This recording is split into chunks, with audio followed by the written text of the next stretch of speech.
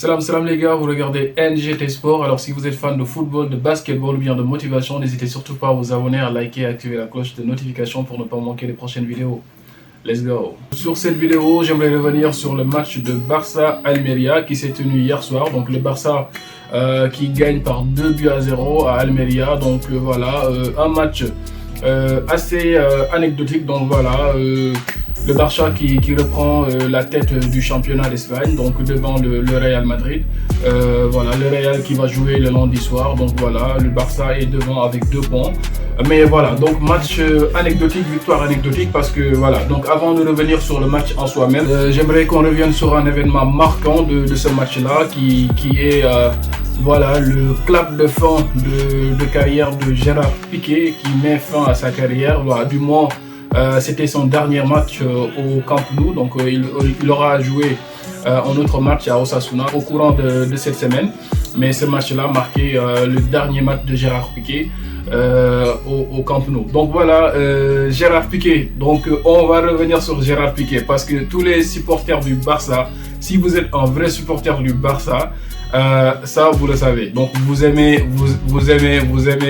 bien clasher Piqué, vous aimez bien lui jeter des pierres, vous aimez bien châtier Piqué quoi, parce que on a eu des années de bonheur avec Gérard Piqué, on a eu aussi des années de galère avec Gérard Piqué, il faut le dire quoi, parce que comme on dit, hein, qui aime bien châtie bien.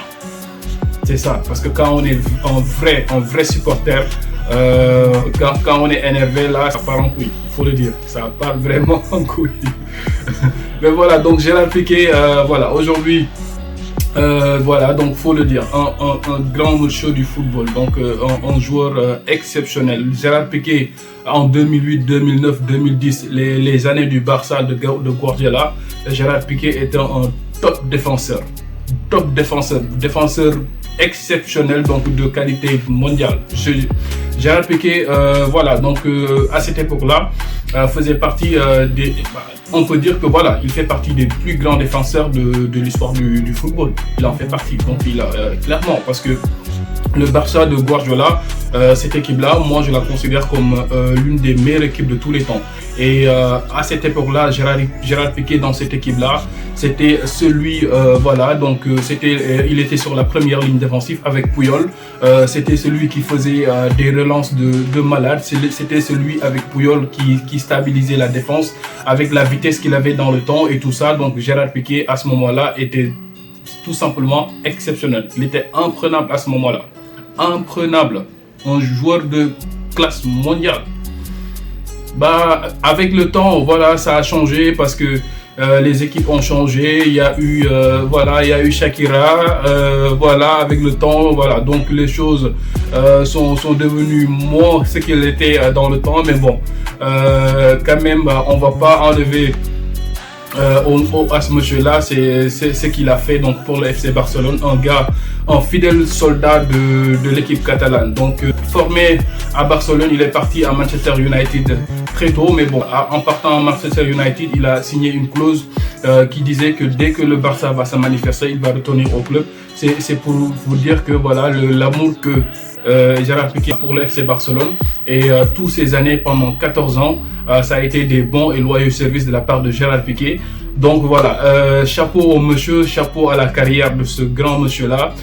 Voilà, on peut que applaudir la carrière. Voilà, c'est un gars paradoxal qui aimait lancer des pics quand il y avait des événements. Les Real Barça, Gérard Piqué faisait partie des cas qui faisaient que le Classico, voilà, était un peu plus, voilà, il y avait un peu plus de ferveur, de suspense avec les pics qui sont lancés de la part de Piqué, les Madriens qui ripostaient et tout ça.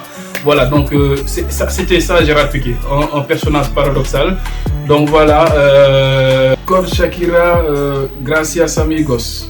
Voilà, donc on va revenir sur le match en soi. Donc match voilà, que le Barça a gagné facilement, une domination totale de la part de Barça. Il n'y a pas eu débat, hein. Donc pour ces matchs-là, le Barça a la maîtrise pour ces matchs-là. Donc on a la possession du bal, et quand on a la possession des balles contre des équipes qui sont moins fortes que nous, on arrive à très vite faire la différence. Voilà, donc on n'est pas inquiété dans ce match-là. Il y a juste eu une seule action de la part de Almeria, c'est sur une frappe, voilà. Frenkie de Jong donc qui fait une mauvaise passe, le gars récupère et voilà, donc frappe et Piqué qui contre le ballon, Piqué qui a été nickel jusqu'au bout, donc rien à dire. Donc on va pas, voilà, on va pas le clasher aujourd'hui, il y aura pas de clash, rien du tout. Voilà. Donc voilà, qu'est-ce qu'on peut dire à part ça? Donc voilà, et sur le penalty, Lewandowski quand même pouvait laisser la balle à Piqué. Donc c'était son dernier match, fallait lui laisser la balle, qu'il tire, qu'il marque son dernier but. Le Camp Nou allait fêter ça avec lui, mais bon, Lévy. Voilà, donc Lévy aussi, on va pas lui en vouloir pour ce penalty-là raté. Lévy qui a reçu son trophée de meilleur joueur du mois d'octobre, donc félicité, il le mérite largement. Actuellement, c'est le meilleur joueur du FC Barcelone, donc le Pichichi de la Liga. Voilà, on félicite Lévy, rien à dire. Donc voilà, on va revenir sur juste une performance de certains joueurs, parce que Frenkie de Jong, homme du match, MVP, comme je vous l'ai dit, hein, donc à chaque fois. Au début du match, Xavi nous a fait ses trucs comme d'habitude, hein, donc il met Sergio Busquets au départ en sentinelle. Frenkie de Jong était sur le milieu côté gauche. Mais bon, à la 55e, 56e minute, Sergio Busquets est sorti, donc Frenkie de Jong a été replacé en sentinelle et là on voit clairement un changement. Frenkie de Jong en sentinelle actuellement, c'est parce que on connaît Frenkie de Jong, on connaît ce que peut apporter Frenkie de Jong. À l'Ajax, Frenkie de Jong était le dépositaire du jeu quand il était à l'Ajax Amsterdam. Donc c'est un joueur qui a du football, qui sait faire des relances, qui sait tenir le ballon, qui sait faire jouer ses coéquipiers et actuellement physiquement il est en état et il peut bien voilà être le dernier rempart avant la défense et voilà d'être la sentinelle. Quand on le met sur ce poste là, Frenkie de Jong est seulement exceptionnel pour ses relances, pour ses montées de balles et sa projection dans le jeu. Donc je pense que Xavi voilà, il perd beaucoup en qualité quand il met Busquets au lieu de Frenkie de Jong en sentinelle. Voilà, donc la preuve à chaque fois qu'on le met en sentinelle ces derniers temps, donc c'est lui qui sort le meilleur joueur de l'équipe. Et voilà, je comprends pas pourquoi Xavi s'obstine à mettre. Je pense que voilà, c'est juste par rapport à la carrière de Sergio Busquets, la relation qu'il a avec Sergio Busquets, il ne veut pas, voilà, je pense que c'est par rapport à ça, parce que moi je n'ai pas une autre explication, parce que tu peux pas avoir senti Frenkie de Jong qui te fait des matchs de cette qualité-là et tu préfères mettre Sergio Busquets à sa place, je ne comprends pas. Ferran Torres, moi, hier, on ne peut pas dire qu'il a fait un mauvais match, donc il n'a pas fait un mauvais match. Mais Ferran Torres, moi, je ne vais pas m'éterniser sur le sujet de Ferran Torres. Ferran Torres, pour moi, il n'est pas un joueur du calibre du FC Barcelone. Parce que Ferran Torres, à mon goût, n'est pas assez tueur. Quoi. Voilà, donc il n'est pas assez incisif. Ferran Torres peut jouer, peut faire du jeu, peut sur une occasion, voilà, donc sur certains matchs te mettre une passe décisive, te claquer un but, 2 buts sur certains matchs, je dirais, parce que sur des matchs à très haute intensité, à très haut niveau, je pense pas que Ferran Torres pourrait t'amener ce volume de jeu là, ou bien pourrait te faire cette différence là dans certains matchs. Hier contre un adversaire, voilà, Almeria, il aurait dû même marquer un but, parce que quand on le sort, je pense qu'il est énervé à cause de ça, parce qu'il n'a pas marqué. Il peut faire mieux, mais bon, moi Ferran Torres, je suis pas fan de Ferran Torres. Je sais pas vous si vous êtes fan de Ferran Torres, si vous pensez que c'est un joueur de calibre, voilà, donc mondial et tout ça, mais bon, moi Ferran Torres, je suis pas trop fan. Ousmane Dembélé, Dembouz ces temps-ci, comme je l'avais dit sur une précédente vidéo, Dembouz trop de crochets quoi. Dembouz, les occasions les plus difficiles, Dembouz te fait des crochets de malade, te sort des frappes de 30 mètres et tout ça, te met des buts mais sur une occasion où tu dois juste, il n'y a pas de crochet, ne fais pas le crochet de trop, Dembouz. Quand tu as une ouverture, frappe et finis l'action. C'est aussi simple que ça. Ne cherche pas à crocheter encore 1, 2, 3 pour avoir les buts vides avant de mettre la balle dans des buts vides. Tu ne peux pas avoir tout le temps cela. À un moment donné, tu as une ouverture, il faut savoir lire les actions. Parce que Xavi aussi, il faut qu'il parle à ses joueurs. Parce que Dembouz actuellement, il peut faire mieux. Il peut faire 1000 fois mieux. Parce que le talent de ce gars-là, il faut qu'on se dise la vérité. Le mec, tu ne sais même pas s'il est droitier ou gaucher. Côté droite ou côté gauche, le mec, il est exceptionnel. Mais ses performances intensives sont en deçà de ce qu'il peut apporter. Et voilà. Donc moi, j'attends encore plus de Dembouz. Rafinha, Rafinha me laisse perplexe. Franchement, Rafinha me laisse perplexe parce que Rafinha, que je connaissais, celui qui était à Leeds United, c'était un joueur virevoltant, un gars qui, voilà, qui laisse toujours les défenseurs derrière lui, qui est vivace, qui décroché, voilà, qui fait la différence, qui rentre la surface, soit il amène, voilà, le surnombre, il fait des retraits, voilà, des passes décisives, ou bien il peut marquer sur une action, il peut marquer un but et tout ça. Mais depuis quelques temps, je vois pas ce Rafinha là. Le Rafinha est actuellement fantomatique. Dites-moi si je me trompe, mais bon, moi, actuellement, il n'est plus incisif par rapport à ce qu'il faisait avant. Et même son temps de jeu actuellement est en train d'en souffrir parce que ces temps-ci, tu as vu les mêmes mots qu'avant.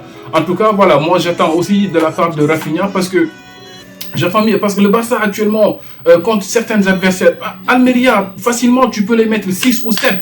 Si le Barça que je connaissais contre ces adversaires-là, Barça te sort des 8-0 ou bien des 7-0 ou bien des 6-0 et le match d'hier, facilement tu mets 6 buts ou 7 buts, facilement. Mais les gars, ils sont là, Pedri, aussi presque la même action que celle de Ousmane Dembélé. On te fait une passe en profondeur, tu es devant le but, bah je sais pas ce que tu fais, tu retournes pour chercher une passe, mais frappe la balle dans les buts.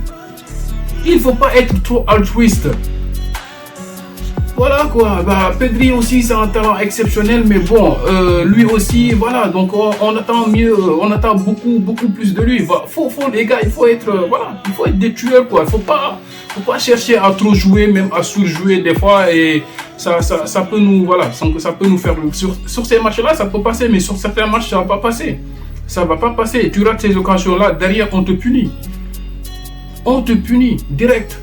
Voilà, donc Ansu Fati, moi Ansu Fati, franchement, j'attends beaucoup plus d'Ansu Fati aussi. Lui aussi, j'attends beaucoup plus de lui parce que, voilà, c'est vrai, sa blessure ces derniers temps, voilà, Xavi essaie de le préserver.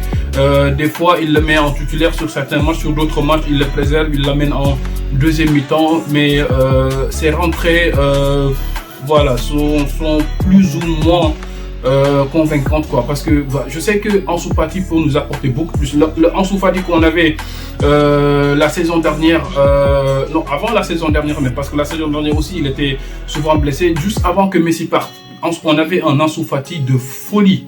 Le gars, quand il entrait sur le terrain, il était on fire. À chaque occasion, tu sentais que ce gars-là peut faire la différence, il peut marquer. Et je vois plus Ansu Fati là. Je ne sais pas si ce sont les blessures qui l'ont ralenti. Il ne veut pas encore se blesser. Je ne sais pas qu'est-ce qui est dans sa tête actuellement, mais on attend beaucoup plus de la part de Ansu Fati aussi.